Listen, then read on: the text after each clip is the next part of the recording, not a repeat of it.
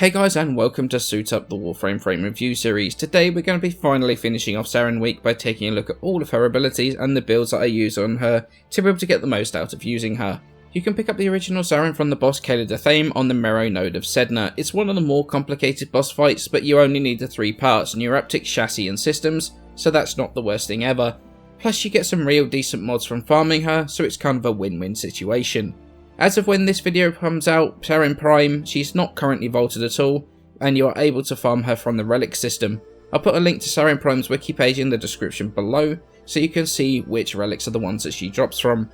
But what do you get from Saryn Prime once you build her? Well, her health of 375 at rank 30 is definitely above average, and when combined with her armour of 225, it's fairly easy to see she is supposed to be built to be a very tanky frame. And with the joint highest energy amount of 300, she has a lot of run to be casting abilities, which considering she is one of the heaviest caster frames in the game is fantastic. She also has a brilliant passive ability attached to her, which is that all status procs from her will last for 25% longer, which is very important when it comes to her abilities. Talking of these abilities, what skill set do you have to work with when combined with those frames' stats? Well, her first ability is Spore. Saryn will infect a target with spores that when popped will deal 20 viral damage per second over 12 seconds. If any of those spores get popped, it will spread 3 spores onto any target within 16 meters. Plus they will also have a 100% chance to proc viral as well. All damages are affected by power strength, range by range mods, and duration by duration mods. If an enemy is being affected by a Toxin proc, and a spore gets popped on that enemy, it will spread Toxin damage to the enemies around them. Those spores then will deal 25% of the base damage of the weapon that popped it, which will be added to the viral damage, but will also proc both Toxin and viral status effects. AoE weapons are definitely the best bet to be popping those spores. Things like the Ignis or Concealed Explosives Iku Prime are fantastic at doing that, but also the Telesboltus Waves or Jack Attack Slam Attack also pop the spores really easily. There's a whole bunch of options here. Since anything basically with a cloud that works really well, like the Torrid, you've got the Pox, the Embolist, or even the much hated Mutalis Cernos works so well as a spore popping weapon. But more than that, enemies can also set them off. Bombard rockets, napalm, shockwave mowers can also hit them and start the spread. Spores also have a time that they need to grow on enemies as well, so popping them too early can actually result in them not doing anything at all. This ability also has a bunch of different synergies with other abilities. MULT will halve its carving cost, and when MULT explodes it will pop all the spores on it, immediately spreading all of the spores that it's got on the MULT. Toxic Lash will pop any spore on an enemy that it hits, guaranteed, doesn't matter whether you actually hit the spore directly or not, as long as it's with a melee weapon, whilst you will also get back 2 energy for every spore that gets burst. And Miasma will do 100% more damage to any enemy with a viral proc affecting them, or 200% for any with a Toxin proc. It's quite possibly one of the most complicated first abilities in the game, well actually probably one of the most complicated abilities full stop to be honest, but a powerful one if you can master it. The damage it does is pretty decent, and you can really escalate the damage depending on your build. However, what is more powerful is just how much squishier it can make enemies for both you and your team. So even if you're starting to struggle to do damage with it, those wave upon waves of viral procs are so useful for everyone. Combine this with the right set of weapons and you can spread the plague like wildfire. And let's be honest, seeing an entire room with wave upon wave of status procs damage numbers, it's so ridiculously satisfying. It's a properly solid ability. Much like her second ability, which is MULT, that's much simpler than spores for sure. What this does is that Saryn will shed her skin and with it any and all status procs that she's got on her at the time. What's left behind works as a decoy with 400 shields, 500 health, lasting 40 seconds. Once the timer on MULT runs out, it will explode, dealing 400 Toxin damage in a 10 meter radius, with a 100% chance to proc Toxin. It will also explode any spores that are either on the MULT when it expires or within the explosion radius. The damage as well as the health of the decoy is affected by power strength, duration by duration mods, and explosion range by range mods. Used as a decoy, MULT really doesn't have a lot of health and actually dies fairly quickly at higher levels. However, that doesn't mean it's not useful, As an emergency proc removal, it works incredibly well, and it also diverts some enemy fire, even if it's not a lot and not for long. It can be the difference between losing an objective and saving it. It also synergizes with Miasma as well. Miasma will detonate it, spreading the Toxin status proc, which, because it comes before Miasma's first tick of damage, will mean that Miasma will do 100% more damage on the enemies hit by the Toxin proc from MULT. However, MULT really comes into its own when combined with Regenerative MULT, the augment I looked at during the week, and when combined with that, it is a fantastic ability. Her third ability is Toxic Lash, and that's her real melee focused one. When it's activated, Saryn will augment her weapon, dealing 30% of her melee weapon's total damage as Toxin damage, with a 100% chance to proc Toxin. This ability will last for 30 seconds at base, however can be increased with duration mods. And the damage bonus also gets increased with strength mods. In addition to that additional damage, it will also increase to your blocking damage reduction by an extra 40%, which is pretty big. And that can also be increased with the use of power strength mods. This ability can make melee Saryn one hell of a heavy hitter. Combine this ability with Spore to not only spread damage around, but also to spread those viral procs, making things squishier while you are hitting harder with any melee you want to use. The damage output, quite frankly, is pretty insane. The reason this works so well is that while you've got Toxic Lash active, you can hit an enemy with Spore on. It's going to guarantee to pop it regardless of where you hit it, or in fact whether you hit the actual Spore or not. Weapons like the Tellus Boltus with the Wave, weapons with a ton of range like the Atarax or Secure Elector work so well when combined with Toxic Lash and Spore. Massive spiral procs, toxin damage, energy recovery on popping spores. It's a very solid combination and an all-round brilliant ability.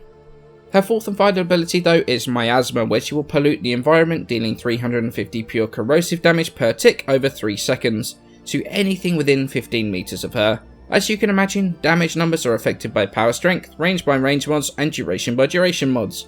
Miasma will deal 100% more damage to any enemy that is affected by either Toxin or Viral, or 200% more if they are affected by both procs at once. All enemies will be stunned for a short time when they get hit by this. As I mentioned earlier, Miasma will explode MULT, spreading its Toxin procs around, boosting its own damage. The amount of ticks you get depends on the duration of the ability, so unlike old school Miasma where reducing the duration would speed up the ticks, all you do by reducing duration is lose damage by reducing the amount of ticks you get. Instead, increasing duration now increases the amount of ticks you get, gives a significant boost to the damage over time. Not a huge amount to this ability, however a lot more than the old school press 4 to nuke everything in the world.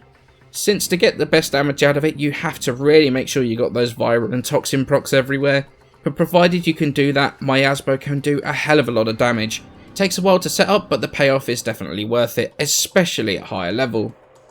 But as with all frames, the builds are really what they make the abilities sing, and like most of my frames recently, I've put more builds than I have config slots, just slightly annoying, but oh well. First build is my max damage, max range build. It used to be the build I used if I ever helped anyone out on Draco. It's definitely designed to be supported by an EV Trin to keep the damage going, and probably hidden underneath a Frost Bubble. Corrosive projections in the aura, power drift, transient fortitude, blind range, and intensify for power strength for damage, stretch, overextended, and cunning drift for range, prime flow for energy storage, and streamline for a little bit of efficiency. No survivability on here at all. This is going to revolve around a very organised team, EV Trin, probably a Frost, and then just spam spores on MULT and pop them with a ground slam or something like a Jack Tag or, you know, an Ignis, and that does a huge damage over huge range. If you want a more combat oriented build for the spores, I switch a bunch of things out. For this I've got, again, you know, Dash Polarity Aura, I've got Energy Siphon in there at the moment because I was doing, I think, Invested, but Corrosive Projection for armoured enemies, Cunning Drift and Stretch for range, Intensify and Blind Rage for power strength, Quick Thinking, Prime Flow is my survivability, although you could switch Quick Thinking for Vitality if you wanted to, and then Prime Continuity for duration. This build does a huge amount of damage at the expense of being rather energy hungry. It's definitely recommended to combine this with Zenuric at least, or an Arcane Energize if you have one available, or even both. If not, you could always switch Blind Rage out for Transient Fortitude if you want. Gonna get less power strength and less duration, but it does make it easier to keep your powers running. This is going to depend a lot on how you play, but there are options here. My Venom Dose build I showed during the week, max power strength once again with all the power strength mods, stretch, prime flow and streamline as well, obviously Venom Dose, but this time we have narrow-minded to push our duration higher. It's really because of the mod polarities clashing here. There isn't a lot of ways around that, to be honest. This does hurt the range of your spores and miasma, but to be honest, the damage buff you give to whichever teammate is definitely worth it.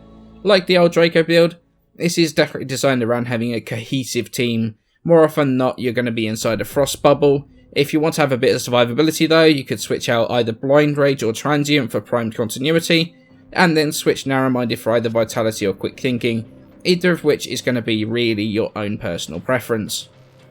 My final build is actually the one I use for my melee Saryn, really focused around Toxic Lash. We have a lot of survivability here, Vitality, Quick Thinking, Rage, and Prime Flow for the continuous sort of energy health loop. And then obviously Quick Thinking is going to give us a buffer if we do run out of health. To stop us trying to run out of health, we've got Regen MULT on there to get some health back. That also feeds into that sort of regen loop of survivability. Blind Rage for power strength, Prime Continuity for duration, and Handspring for really trying to combat those knockdowns. With this build, keep your spores going, keep your Toxic Lash going, and melee to your heart's content while popping MULT for that health regen while you need it. So after all of that, what do I think of Saryn Prime? Do I think she's worth building? The honest thing is, I don't really know personally, to be honest. I understand she's a very powerful frame used for either damage or as that insane rolling viral proc. So if you like that sort of thing, she's a very good frame for that. But this whole recommending whether it's worth it or not is pretty simple when it comes to weapon, because it's easy to gauge whether a weapon is decent or not. When it comes to frames, it's so much more subjective and your playstyle comes into it way more than a weapon does. I know people, my friend De Facto, who I've actually been working on a lot of this video with, loves Saryn and can get her to do some really insane things. But personally, I'll be honest, I struggled with her. There is so much to know about this frame, there are literally so many synergies going on between powers, status procs, all manner of things, and I found it honestly a little bit difficult to keep up with what's going on. I honestly found her kind of frustrating to play since I wasn't really able to get her damage to work reliably. I very much dislike the not killing too quickly thing that Spore has. It has to have a second or so to fully appear on an enemy before it can be popped, and in a game like Warframe where you spend the half of the game one-shotting the entire world, not killing too quickly I don't find to be a particularly realistic thing to be dealing with. But then I do understand why it's there, and it's to stop her spores being similar to the old school radial javelin spam that Xscale used to have. But what I can say about Saryn is this: she is a really good frame, and in the right hands, if you take the time to learn the ins and outs of how she plays and what she does, she is a powerhouse of a frame. I'd say she's worth building and testing out to see if you enjoy her playstyle. A well-played Saryn is a benefit to any team, even if it's a little bit more difficult than most to get the most out of it. She might look a lot like a press 2, spam 1 and then just pop all the spores, but you're only going to get so far doing that. You really have to delve deep to get to her real potential. So, I hope you enjoyed my slightly delayed look at Saryn Prime. I apologise for it taking so long to come out. It was supposed to be Friday, it's now Monday. Unfortunately, I've had a chest infection that's been really kicking my backside all weekend, and a longer video like this was just too much for my voice to handle. I've got some cool things planned for this week, hopefully you'll enjoy them all. However, for now, many thanks for watching, and I shall see you in the next video.